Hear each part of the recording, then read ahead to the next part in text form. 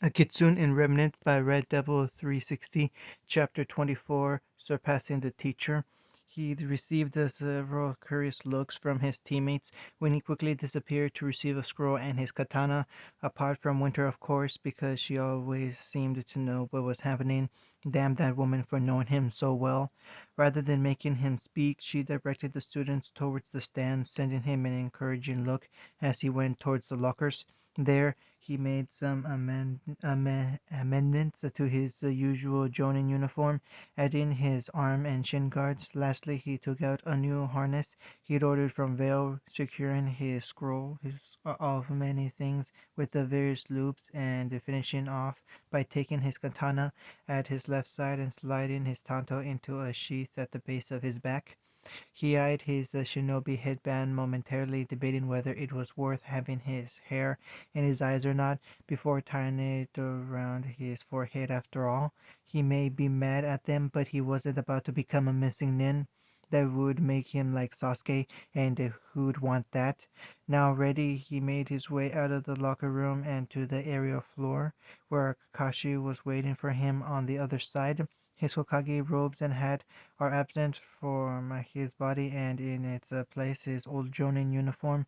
He even spotted the handle of a blade striking over his shoulder. "Naruto?" Kakashi greeted with a shallow nod. "Hokage-sama? Or is it Sensei right now?" Naruto questioned, stepping fully into the room, sparing a glance at their small audience. "Just you?" "Just me," Kakashi affirmed. He then sighed. We did you a disservice, Naruto. I see that now. There are no questions about it." "Now?" Naruto growled. "You see it now?" "Now is far too late, Sensei." Kakashi flinched and held up his hand placatedly. "I didn't mean it like that." "Then please enlighten me. Tell me why my family died, hunted, while I was here playing diplomat," Naruto demanded. "I never actually seemed to get a proper response about that." "I feared you being impulsive because you're young and attached as you were to your fellow Jinchuriki. We agreed that it would be better if you stayed in Remnant while we dealt with the problem," Kakashi explained warningly. "So, we're back to the lack of trust issue again," Naruto replied gruffly. "And young, please. Age has never been an effect on our culture. We trained shinobi from 6 years old. You yourself were jonin at 12, not to mention when Konoha ever bowed to the whims of the Kumo. The last was to avert a possible war. What's your excuse exactly?" he interrogated. "Watch your step, Naruto. You are treading on some dangerous ground," Kakashi warned. "Am I? It's because I'm right and you know it. What was one of the first things you said to us? Those that abandon the mission are trash, but those that abandon their friends are worse than trash. Well, Sensei, what exactly does that make you?" Kakashi's face tightened behind his mask. "Draw your blade, Naruto," he ordered, drawing the long tanto from its sheath on his back and pulling up his headband. Naruto looked at the sword in mild surprise. "You picked up your father's blade again?" he queried, drawing his katana and activating his own Sharingan. "And you your mother's," Kakashi returned, setting himself in a stance. "It was time," he replied, also setting himself. "Come at me with the intent—" Whatever Kakashi was going to finish with was cut off when he ducked on reflex, barely avoiding the sharp edge of a blade from slicing his throat. Kakashi immediately had to give ground under the ferocious assault of his former student. His training and mastering the sword over the last months had been clearly paying off. He idly thought he may have made a mistake with challenging the young shinobi, as he narrowly parried another swipe. Part of him, however, was immensely proud of how far his sensei's son had come. Even now, during their short engagement, he could see that the blonde had completely eclipsed him. Another part was secretly terrified. He'd already known one scary Uzumaki with a sword, and it seemed her son had inherited it. Kakashi shivered despite himself, and almost missed Naruto aiming for his neck again in his wanderings. He backed off further and exhaled a small ball of fire to give himself some breathing room. Maybe he'd made a mistake with the whole intention to kill bit. Kame, he hadn't even let him finish the sentence before he was gunning for his head. His option on the matter was only cemented when his eye spied Naruto finishing hand seals before he'd even done them. He copied the movement. and both finished at once. Kakashi spat several globs of water towards the blonde, expecting him to do the same. Naruto, on the other hand, instead exhaled a gale of wind, which utterly countered his water jutsu and sent him spiraling across the area.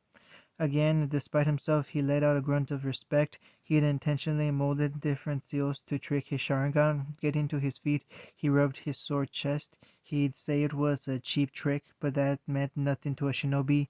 Either way, he had a few of those up his own sleeves.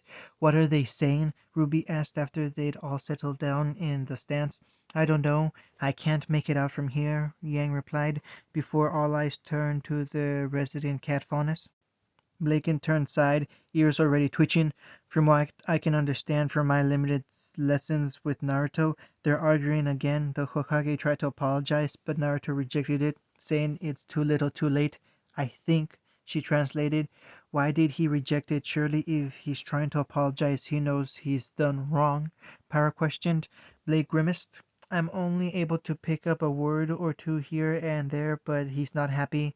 Not at all. I mean, we already know that." Nora waved off with a snort.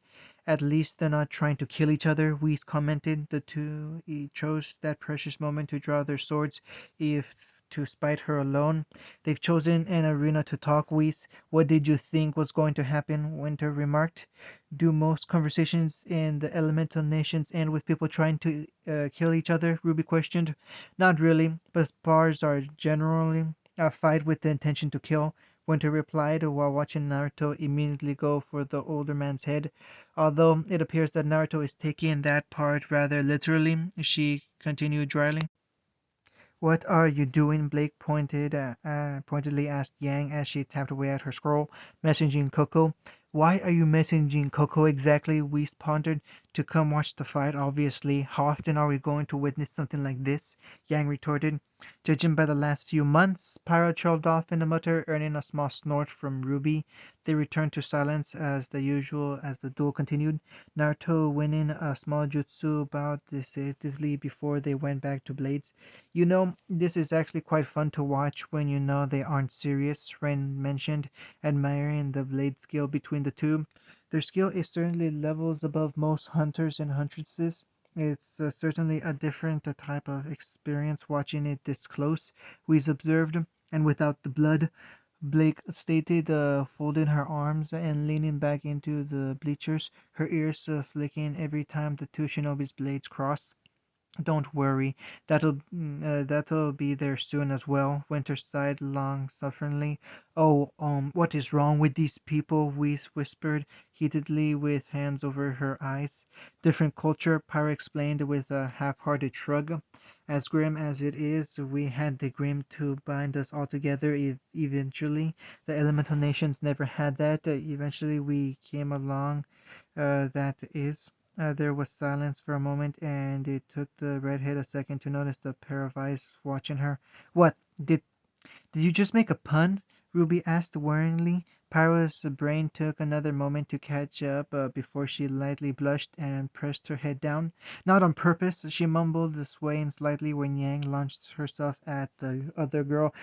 I'm so proud," she sobbed, trying to crush the redhead in a hug. "Yang, please let go," Pyro squeaked, attempting to fight off the blonde limp. "It was an accident." The group's attention returned to the fight as they tried to ignore the pair. Are there any festivals like the Vital Festival in the Elemental Nations, Winter?" Waste asked curiously. Winter frowned. "Not really. Each village and country generally has their own traditions. For example, in Fire Country, they celebrate the start of summer and another at the start of winter. Most of the shinobi villages celebrate at the end of a war, win or loss. Like the Vital Festival, the closest that comes is the Chunin exams. However, while a similar event in comparison, it's generally not a large symbol of peace, as it's a substitute for war in the first place," she explained. "Because of the killing?" Ruby questioned tentatively. "Yes, because of the killing. Participants have been known to die in past events, from what I've been told, but also because the shinobi still hated each other in any case. In most cases, villages would flat out refuse invitations to other rival exams or sabotage arriving teams, so theirs have an advantage," she continued. Why refuse the invitations? Why would they bother inviting their rivals if they're going to ignore them anyway? Yang pushed. Politics. Before us, the elemental nations was a dust bomb waiting for a spark to go off. If one of the villages didn't receive an invite, they'd see it as an insult, rival or not, Blake interjected. Am I right? Winter nodded, her own attention back on the dueling duo. You are. Politics between the villages and other nations is just as shadowy as their professions. Sneezing in the wrong place could be perceived as an insult if you aren't careful. Why do you think there have been so many wars? There have been three great wars between the villages, and they're only around 100 years old. That's not counting the likelihood of several bloody skirmishes and the Warren clans era before even that, she finalized. You know, in hindsight, despite the grim, this place really isn't that bad, Yang commented back in her own seat. Forgive me, but you know an awful lot of foreign history for a Schnee, Para observed. I was prisoner in the elemental nations for several months. All I did was read until I was released at the end of the war. Winter shrugged, violently suppressing a blush as her thoughts sprayed elsewhere. Were all prisoners allowed books? Nara prodded curiously. Winter couldn't suppress the blush this time and coughed into her hand to compose herself. I was a special case, she revealed, but said nothing more. She gained a curious look from her sister, but nothing more was said. The clashing of elements drew their attention back to the fight below them just as a small group of students entered the stands and sat beside them. Hello, Yang. Thanks for the heads up, Coco greeted as she sat up with her bag at her feet. This should prove interesting, don't you think? I've heard all sorts of things about this shinobi of ours and have yet to see any of it. She pouted, already examining the duel deeply. Believe me, it's not all been good, Reese retorted, faintly rubbing at the phantom pain at her neck. They made small talk as they kept most of their attention down below until at least the streams of students started entering through the doors, both from Beacon and outside of it. Yang, how many students did you invite? Ruby questioned slowly. The blonde shrugged. Coco, the team coffee leader, chuckled nervously. I invited a few of my own friends. I didn't think you'd mind. It seems though the word might have spread a little quickly, she amended, her own team sighing in resignation. A little, Whis hissed. Half the student population has appeared, she pointed out in frustration. Not just that, Blake pointed out, nudging her head into a dark corner where her fawn's eyes could barely make out several shadowy figures. Ruby leaned forward and squinted. Is that the rest of the Gokage? She wondered aloud, almost falling out of her seat in an attempt to see. It appears so, Winter hummed, gently guiding the girl back into her seat before something bad happened. Para had pressed a hand into her face. I thought this was supposed to be a private affair, she mused gloomily. It was, until this brute ruined it, the younger Schnee blamed, sharply poking the blonde in the side. Hey, she exclaimed, flinching away from the contact. This isn't my fault. It is, the rest of the group announced as one, causing the girl to pout in Fox sadness. Winter sighed and crossed her arms and legs, leaning back to witness the continuing fight now that the excitement seemed to have mildly settled down, despite the added population. Naruto backed off of a breath, just enough to give a certain blonde a deathly glare. He knew the additional audience was her fault, somehow. Kami, he could even sense the other Gokage hiding somewhere. Well, I suspect I know the reason, but this is no longer a private affair. Shall we make this more of a demonstration? Naruto questioned. For the students, of course, Kakashi replied mildly, always aware of his fellow Kage's attendance. Of course, he retorted with a minor smirk of his own. There was a stagnant moment between the two of them. As the audience settled down in the bleachers, both of their offhands disappeared into their pouches and released a handful of shuriken each, the metal stars colliding between the pairs in a shower of sparks. The ground crumbled underneath them as they simultaneously pushed off and met in the middle and clap of wind. drawing out the sharp noise of the edges pressing together. They contested each other in a test of strength before breaking apart and sharing dozens of strikes within seconds, the crowd roaring in the background at the spectacle despite the unlikeliness of them even being able to properly witness the spar. It became animated rather quickly as the two maneuvered around in an attempt to get a strike in, jumping and flipping around over each other in an overwind of sparks. Naruto blocked and held a swipe to strike from the gray-haired man. Drawing his tanto from his back, he swiped from Kakashi's blind spot, but the man clearly sensed it coming and jumped up and back away from the blade. Bracing his legs on the flat side of Naruto's katana, Kakashi pushed himself further in the air and launched the kunai and the blonde mid-flip. Naruto instinctively parried the kunai only for the attack to detonate a second later. The young shinobi, on the other hand, appeared in a shinshin behind Kakashi. The man sensed the appearance and tried to turn around, but instead received a swift kick into the stomach, accelerating his descent. Naturally, he landed on his feet and deflected the miniature storm of shuriken that followed with the twirl of his tanto. He stopped mid-movement when Naruto's own tanto intercepted and buried into the ground. The golden chain latched onto the handle, and Naruto dragged himself back to ground level and swiped at his opponent's legs. And a single motion, Kakashi once more jumped over the attack, but stayed close to the ground this time, using his own tanto to stab down into Naruto's back. The blonde anticipated this, and using his free hand, he unstuck the tanto in the ground and blocked the strike without looking, switching his grip on his sword. He spun and stuck out with his katana as he dragged Kakashi's guard wide with his tanto. Kakashi, however, was nothing if not experienced. His Sharingan span, and he leaned his back as he edged Ghost over his nose. Naruto, on the other hand, kept up the rotation and slammed his sandal into the Kage's stomach. The man went into the blow and rolled back to his feet, only a meter away, however, and suddenly Naruto was out of position and unbalanced.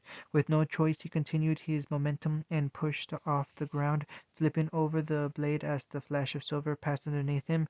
He parried a second strike even while upside down, and finished his flip in a crouch, and crossed his blades to his and allowed Kakashi's thrust to scrape off the combined edges, dragging the man closer as his own momentum brought him forward. Naruto wasted no time, and taking advantage and brutally headbutting Kakashi with the metal plate of his headband. He was slightly sure he felt something give in the man's nose. He gathered wind chakra in his mouth and exhaled in a sharp line as the dazed man staggered back. Instead, however, he pierced and neatly bisected a substituted log. His ears tingled, and he sheathed both his swords with the second running through short seals to form a dirt wall at his side in time for a ball of fire to impact and spread around the sides in a storm. Naruto felt sweat quickly drip down his brow from the heat as the fire dissipated into smoke. The smoke billowed beside him, and he narrowly raised his arm to glance a tanto off his gauntlet. His other arm would have gone for his own hand had a leg not slammed into his side and through the now weakened mud wall. He rolled a few meters before bouncing to his feet, deflected a handful of thrown kunai with a swivel drawn tanto. However, one slipped through the gap and dispelled a kagebunshin upon making contact with his jacket. Naruto reappeared midway through Seal's Raitan Jibashi and expelled a wave of lightning that connected with the remains of his mud walls, shattering the rock and creating a mock shotgun as Kakashi was melted with chucks and obscured him from view. The dust cleared and Kakashi was nowhere to be found. The disappearing act immediately put him on edge as he looked all around him for the wayward shinobi. The ground underneath him cracked and rumbled. Naruto leapt in the air just in time for two hands to emerge through the air and make a grab for his ankles. Naruto drew a kunai and deflected below him and into the hole. He was, however, not expected said hole to simultaneously explode. With a grunt, he threw his arms around in his front to cushion the blow. A moment later, he hit the ground with a clatter, and his tanto fell next to him in two separate clangs. He sighed as he got to his feet and pushed aside the remains with his foot, sliding his hand back onto his katana, but not drawing it yet as he surveyed the area. When he became apparent he wasn't going to reappear, Naruto huffed and sank into the ground. The area went quiet at the sudden lack of motion, mutterings making their way onto lips as it stretched on. It was cut short when the ground rumbled and cracked again, this time spitting at Kakashi on the edge of a stone pillar. The man righted himself mid-air and began running through seals. He was interrupted when Naruto shunshin behind him and kicked him back down and through the pillar. Kakashi was not idle. As the top half of the pillar collapsed, he projected a large gust of wind that propelled the solid chunk at the blonde. With limited time to react and short on time, Naruto created a Rasengan and obliterated the rock in a swirl of pure chakra. Through the dust and rumble, however, a dragon made of water charged through. Naruto sensed the move coming and threw his sword in a swift stroke, producing a sharp arc of wind which slashed through the dragon and destabilizing it enough that the waves of water that followed only contained some of the energy. He landed on the ground with winced and wet clothes, but he stood tall as the remains of the dragon rained down on them both. For a moment they both stared at each other as the crowd continued to go wild around them. Oddly, both their arms came up to rub at the sore chest in mutual pain.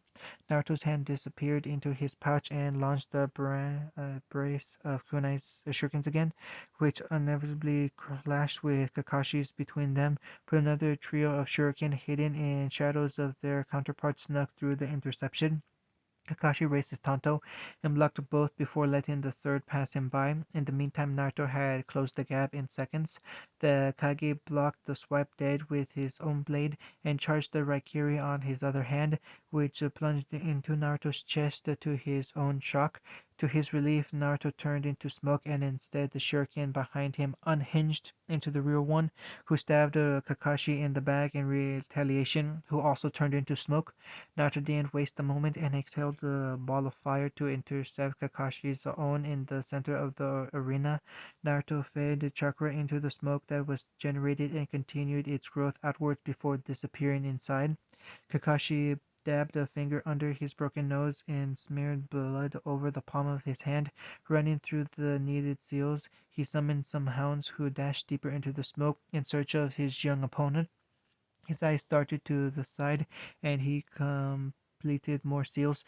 Ratangian, the spear of darkness, pierced through the smoke towards Naruto's own known position. Expectantly, the pulse of wind rendered the lightning inert, but served to lightly clear off some of the smoke away. Kakashi released twin braces of shuriken at the teenager, who flipped over them and returned the kunai off his own. He blocked the projectile, but inadvertently detonated the low-powered tags attached to the edge. He rolled out the blast relatively unharmed. He didn't make it far when Naruto continued hand seals, Datan Yomi Numa, and turned the ground into a dark swamp, causing Kakashi to stumble and get stuck in the mud. Naruto dived down towards him, Rasengan in hand, and they both disappeared in rubble as he made contact. Naruto was the first to appear, darting away from the impact as a stream of fire struck the point he'd been standing, drying up the swamp and turning it back to rock. Kakashi landed on that spot and slammed his hand on the ground as another trio of Kakashis landed either side of him. A large wall of mud arose behind Naruto, adorned with four dogged heads, and the Kage Bunshin shot forwards and pressed the blonde against the wall, forcing him to split his attention while the small skirmish endured. Kakashi formed another Raikiri around his arm and dashed after them, interjecting himself at the moment the last clone was dispelled, but Naruto disarmed from his katana.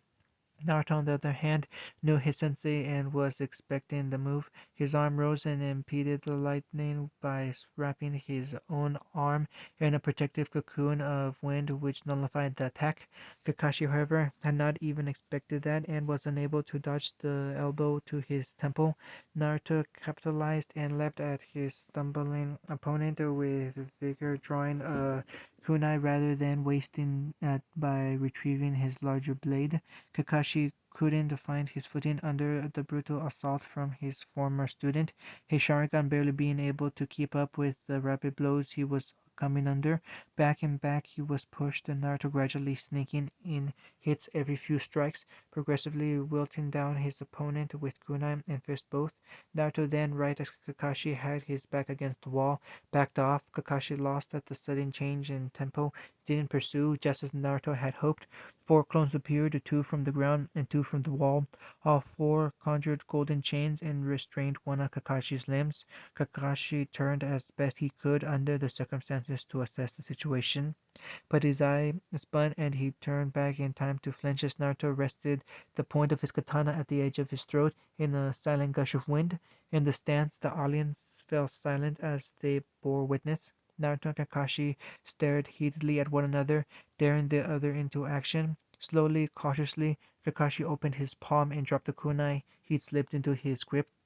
Naruto had won decisively. The audience exploded into cheers and hollers as the blonde backed off and released Kakashi from his restraints. The older man dropping to his knees and rubbing at his wrist after the sensation.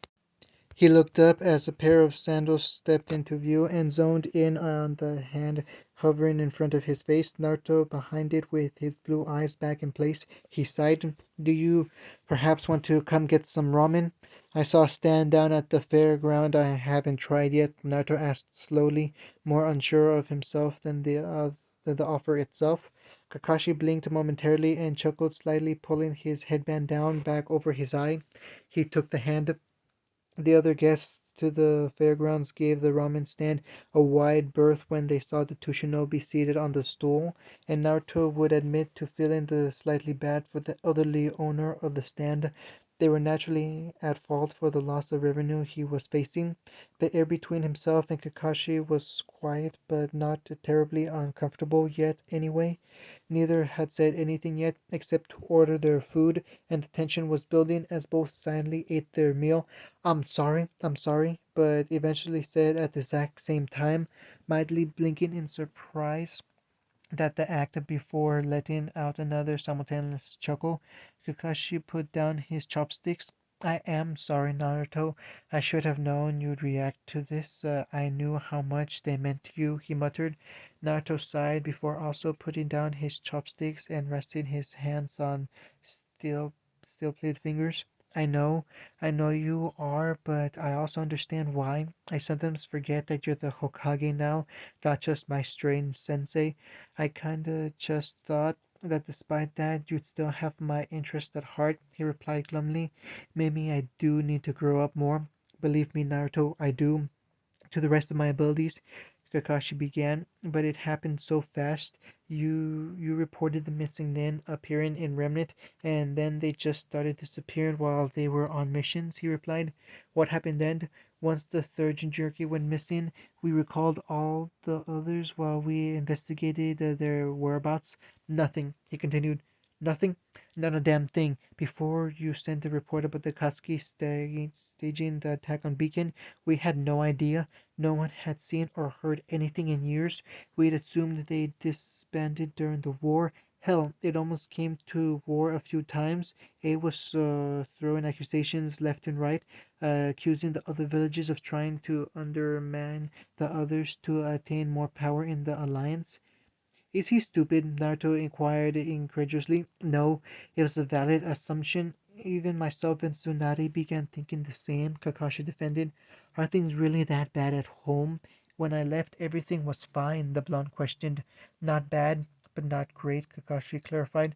It wasn't as bad before the Jinchuriki started being captured, but it's a lot worse now. There are a few who dislike further war with Remnant, few who covered it openly, but most admit that we need time to rebuild. He sighed further. The economy is in shambles. The Shinobi population has been hit hard.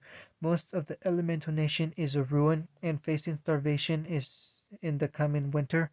Spectacular, Naruto muttered and rubbing his face. And the Katsuki choose the right time to strike, at the end of a war, when people are more worried about recovering than fighting further. What about Jiraiya Sensei? Jiraiya found a lead not long after Gaara was eventually taken. It led to Ame and he went to investigate. He never returned, and well, you know the rest, Kakashi said. Naruto swallowed heavily. The information was bait then. We suspect the same. I told you nothing because this was meant to be a break for you, a chance to relax and regain some of your happiness before sending Hokage when you returned. Kakashi explained. Naruto blinked in surprise. Well, that turned out great, didn't it? He replied sarcastically. But this soon? Kakashi nodded. Despite recent events, I do trust you. You're heavily respected both inside and outside of Konoha by shinobi and civilians alike. The council certainly won't protest your ascension, and the civilian side can chew a brick. Naruto snorted in amusement. I'll take it. I'd also have to take up the headship of my clan as well. You would. It's tradition. All have do so far. Even I've had done to get more involved with spreading my clan's wealth around since I became Hokage. Kakashi beamed. He hummed. And what are you doing about that? Both you and Bachan are the last of your lines. Tsunade isn't doing anything about it. She said that the Senju will die with her, just like the Uchiha died with Itachi and Sasuke, the Hatake explained. And what about you? I haven't decided yet. Been focusing on other things. Kashi avoided. Naruto snorted, but made no effort to press the answer out of him. What about you? You got an eye on a girl? Any of your teammates catch your interest? You're around the same age, right? Naruto frowned. A pit formed in his stomach at the thought. I'm not sure myself, actually, he murmured. Kakashi raised an eyebrow. Really? I thought that it'd be rather obvious. The blonde turned to his sensei with a weary look. You think that, wouldn't you? He sighed. That bad? Naruto grimaced. Not bad, just confusing. Kakashi hummed and said nothing more, and both went back to their meals, quickly finishing up the remains. Naruto paid the owner heartily as thanks, and for preventing any other customers from approaching while they ate. They left the stand in silence and decided to walk back to Beacon rather than the traditional shinobi method. The air between them now was comfortable as they entered back onto the grounds and to the air pads where the airship still sat, and they both stopped at the bottom of the ramp. Naruto, are you really going to consider resigning from being a shinobi entirely? Kakashi asked, eventually adamantly not facing his student. Naruto pursed his lips and sighed at the awkward question. I don't know. My trust in the Gokage have been shattered. I really don't know right now, Kakashi-sensei. Maybe, maybe not. We'll see how the other Kage's reactions are, he replied softly. Kakashi nodded in understanding. It didn't push the issue. He turned to head back into the ship before he stopped and turned back around. Oh, I almost forgot. He reached into his pouch and retrieved a small cylinder box. Here. Naruto took the box gently and opened it. Inside lay a brand new Tanto, its black blade contrasting heavily against the white cushion, and its handle was wrapped in burnt orange and black ribbon. What's this for? Iron Country was creating a new type of chakra steel. I managed to get a hold of one for their test blades for you. It's supposedly strong enough to contain the corrupted Biju chakra. All the other Jinchuriki were meant to receive them. Naruto smiled as he ran a hand over the blade. Thank you. It's beautiful. Kakashi eyed, smiled, and placed a careful hand on the teen's shoulder. I'm proud of how far you've come, Naruto, and I know your parents and Jiraiya are also. He removed his hand and began making his way up the ramp. Happy birthday, Naruto, he said just before he disappeared. Naruto smiled heavenly at those words and suppressed the urge to let loose tears. He closed his eyes and breathed a few times to compose himself before closing the box and making his way back to the dorms. End of chapter 24.